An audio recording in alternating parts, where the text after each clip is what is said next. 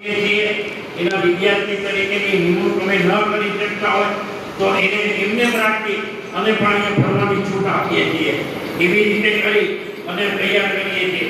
પણ છતાં એને કોઈ ચાન્સીસ પોતાને કોઈ નથી રહેતું હોતું તો અમે બધા જ કેન્દ્ર શરૂ કર્યું છે. તો પોતાના ગામમાં જઈ અને કોઈને મદદ કરે તો પણ એને 2-3 મદદ કરે તો 500-1000 રૂપિયા મળી જતા હોય. અમારે અહીંના વિદ્યાર્થીઓ રાજકોટના વિદ્યાર્થી આવતા હોય, મધ્યભૂતના આવતા હોય, જામનગર આવતા હોય, ભાવનગર આવતા હોય, એ બધા જ વિદ્યાર્થીઓ અહીંયા ભણવા માટે આવતા હોય છે. તો એને એ રીતનું તૈયાર કરતા હોય છે. તો આમાં તમારે હવે પ્રજાગ્રહે કીધું કે નિવૃત્ત ક્યારે એ થવાનું હોય. ભાઈએ તો જીવનભાઈએ આવ્યું છે કીધું, લાંબુ બધું મારા માટે કીધું. હું પોતે થાકી ગયો છું. 19 તમને કહી દઉં કે 89 આ કાર્યમાં છું. એટલે બીજી બધી સંસ્થાઓમાં હમણાં આ કાર્યમાં વધારે સક્રિય થયો. તો 89 ગણો તો 11 ને 36 વર્ષ થયા. એટલે મને એમ થયું છે કે હવે નિવૃત્ત થાવ અને થોડું પ્રભુ ભજન કરો. પ્રભુ ભજન આ પ્રભુ ભજન જ છે એને હું માનું છું. પણ છતાં મને થોડુંક એવું થાય છે કે તબિયતને થોડુંક યાદ ન આપતી હોય તો હવે યોગા નથી કરતા એટલે તબિયત યાદ નહીં આપે એવું લાગે છે. તો હવે એ વસ્તુ માટે આગળ વધી આપણે તો પુનઃ એ રીતનું આ સંસ્થાનું કાર્ય છે. મનબુદ્ધિની છાત્રાલય માટે થોડુંક જ કહ્યું કારણ કે આ લોકોને બીએડ કરવાના નથી હોતા. મનબુદ્ધિના વિદ્યાર્થી છે એને કોઈ શિક્ષણ નથી આપવાનું હોતું પણ એને એક સમાજમાં રહેવું કેવી રીતે દેશનું કાઢવું. એક સુરતથી અમારે તેરડિયાની છોકરી સુરતથી આવી છે. 9મું વર્ષ છે ફક્ત એ સુરતથી અહીં આવી છે. એવી રીતે એ બાળકો જે છે એ બેબીને ઊભી છે બરોબર. એ રીતે આ બેબી છે એ 9 વર્ષની છે. એના મા બાપ એ લોકો થોડું ઊભી પણ હવે એને એટલો બધો ફેર મળ્યો છે એનું કામ પોતે થોડું જાતે કરવા માંડી છે. એટલે અમારા એજ્યુકેશન વાળા શિક્ષક નથી પણ છતાં એના અનુભવના હિસાબે થોડા તૈયાર કરે છે. એક રોકડ પરિવારની વાત કરું એ રોકડ પરિવારમાં એક ઘરમાં 3 જણા છે. તો એ પરિસ્થિતિ શું થતી હોય તો એને આજે એમ થાય કે આપણે બીજી મદદ ન કરી શકીએ તો એના બાળકોને 3-4 કલાક રાખી અને એને રાહત આપીએ. એને કોઈ ક્યાંક જાવું કરવું હોય અંધ બાળક હોય ને એને તમે કોઈને ત્યાં કહો કે આજે મારા બાળકને મૂકીને જાઉં છું તેને જવાની જરૂર હા પાડશે. પણ મધબુદ્ધિનો બાળક હોય ને એને કહીએ કે કોઈ આપણા ઘરે મૂકી જાય તો આપણે એને ના પાડશું કે અમે નહીં આપીએ, અમે નહીં રાખીએ એવું કહીએ.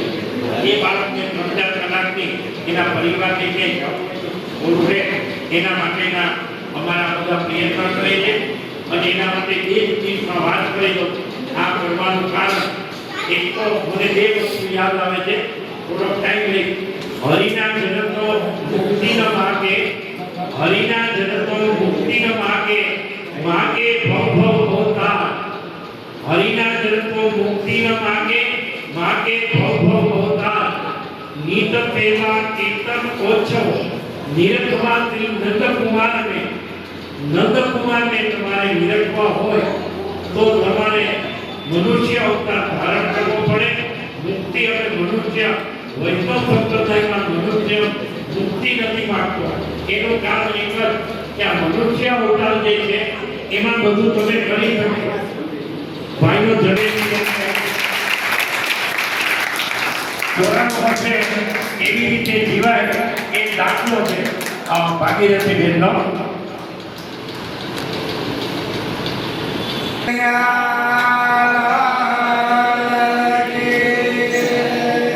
श्री रामचंद्र भगवान की, श्री स्वामीनारायण भगवान की। ओम नमः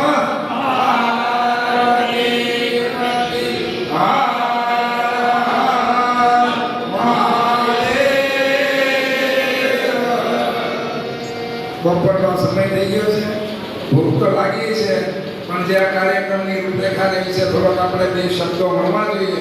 આજના શુભ કાર્યક્રમ જે અમારા બનેવી જે મારા પટેલ થાય પરસોત્તમ પટેલ એમના જે વર્ષની જન્મ નિમિત્તે એ આવા જે શુભ સંકલ્પો કર્યા એમને ખૂબ ખૂબ ધન્યવાદ છે.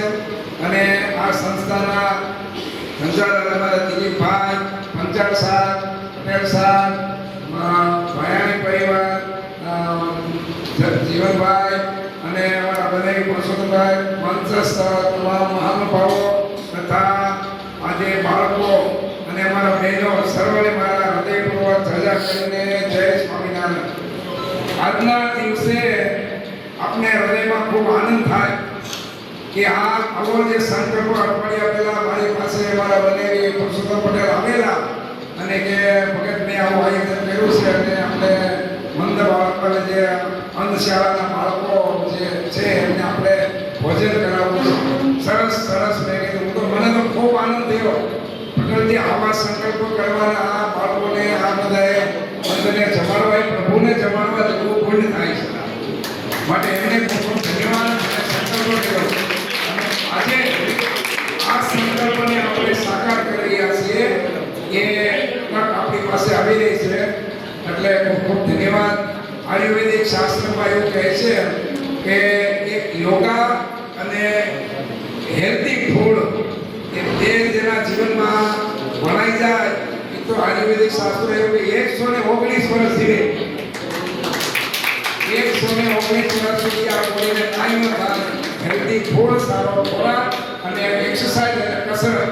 જે મારા મને એવી કસરત જે કરે છે એમને ખૂબ ખૂબ ધન્યવાદ. એના શરીરને કાંઈ ન કેમ કે આયુર્વેદિક શાસ્ત્રો એવું કહે છે. મેં જ્યારે 8 મહિનાથી શરૂ કર્યું મારી બોડીમાં 17 કિલો વજન વધારે હતું અને મેં કસરત અને એક્સરસાઇઝ કરી અને વજન ઓછું કર્યું તો મને પણ એવું ફીલ થાય છે કે મારા 20 વર્ષ વધી ગયા અને એનર્જી સારી આવી છે. તો હેલ્ધી રહેવા માટે સારો ખોરાક અને એક્સરસાઇઝ કસરત હોવી જોઈએ એ બધા ગુણ મારા બનેવીમાં છે. એટલે આપણે ભગવાનના ચરણોમાં પ્રાર્થના કરીએ એનું સાચું સારું રહીએ અને 119 વર્ષ જીવે એવા ભગવાનના ચરણોમાં પ્રાર્થના કરી અને મારી માનીને વિરામ આપું. જય સ્વામિનારાયણ. અર્જનભાઈને કેમ કે પોતાનું સાથોસાથ સંબંધનો પણ એને વિચાર કર્યો અને એનો આયુષ્ય માટે કીધું. ધન્યવાદ અર્જનભાઈ. હવે હું અમારા વિદ્યાર્થી પ્રદીપભાઈને આ જે કાર્યક્રમ છે એનો થોડો પ્રતિભાવ અને પોતાને જે પણ કંઈ છે આપણે એને ઓચિતાનો જ ઊભો કર્યો છે એટલે પોતાને જે આવતું હોય એ રીતે પ્રદીપભાઈને હું વિનંતી કરીશ. પ્રદીપભાઈ અમારો એક મસાજ કેન્દ્ર ચાલે છે એનો એક શિક્ષક ગણો કે વિદ્યાર્થી ગણો અને બહુ સરસ મજાનું મસાજ એ બધું કરે છે એનું સાંભળી અને એ પોતે પણ એમાં એ રસ લઈ અને પોતે શીખા છે. તો પ્રદીપભાઈને હું વિનંતી કરું કે તેઓ અત્યારે આજના કાર્યક્રમનો પ્રતિભાવ આપશે.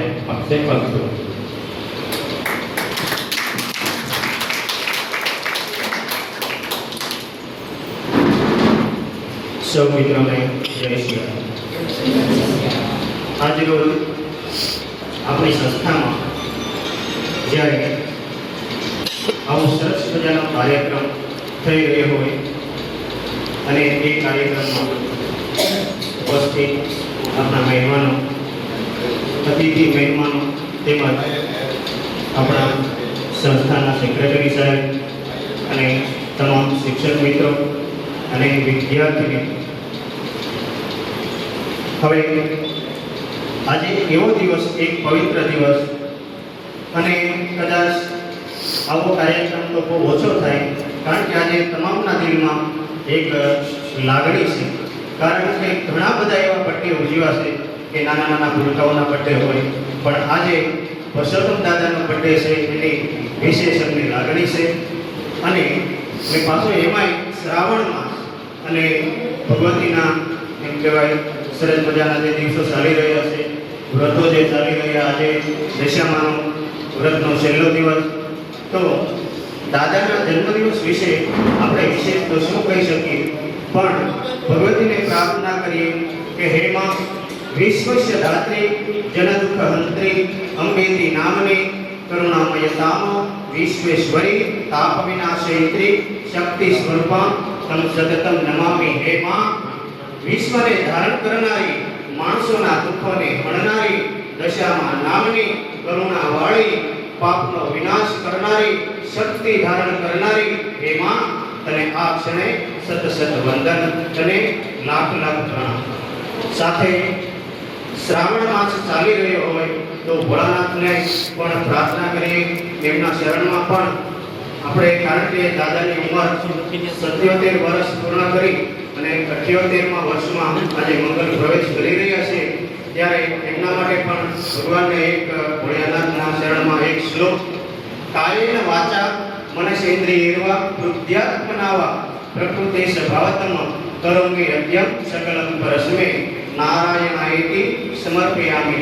આ શ્લોક મિત્રો ત્યારે ગાવામાં આવે છે કે જ્યારે ભગવાનને આપણે કોઈ પણ વસ્તુ અર્પણ કરીએ અને જો આ શ્લોક ગાવામાં આવે તો એ અનેક ગણી થાય છે. માટે આજે બહુ અઘરી વસ્તુ છે. અને વિશેષ એક પંક્તિ આપણે ભજનની સાંભળીએ છીએ કે વીજળીને ચમકારે મોતીડું પરવિલ્યું પાનભાઈ, અચાનક અંધારા થશે.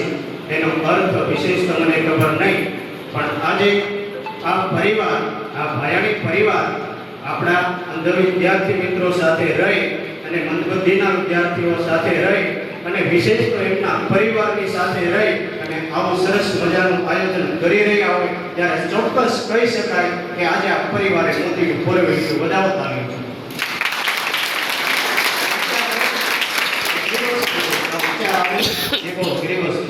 વિશેષ તો કંઈ ના કહેતા, દાદાનો જન્મદિવસ, બસ એમની તંદુરસ્તી માટે આપણે ભગવાનને પ્રાર્થના કરીએ, તન મન અને ધનથી તેઓ સમૃદ્ધ રહે. અને હા, વિશેષ એ વાત કે અત્યારે 77 વર્ષ દાદાના થયા છે, છતાં એ યોગામાં જાય છે, રોજ ચાલવાનું રાખે છે. અને વિશેષ આનંદ એ વાતનો કે નવરાત્રિમાં ગરબા રમતા હોય ત્યારે પ્રથમ નંબરે દાદા હોય. બધા હોય દાદા. આ રીતે દાદાની તંદુરસ્તી ભગવાન અકબંધ રાખે, દાદાના આશીર્વાદ આપણી ઉપર વરસતા રહે. અને આપણે ભગવાનને પ્રાર્થના કરીએ કે હે પરમાત્મા, એમને હજારો હાથ એમના ભાયાણી પરિવાર ઉપર રાખજો અને અમી દ્રષ્ટિ વરસાવતા રહેજો. અને બસ વિશેષ કાંઈ નહીં.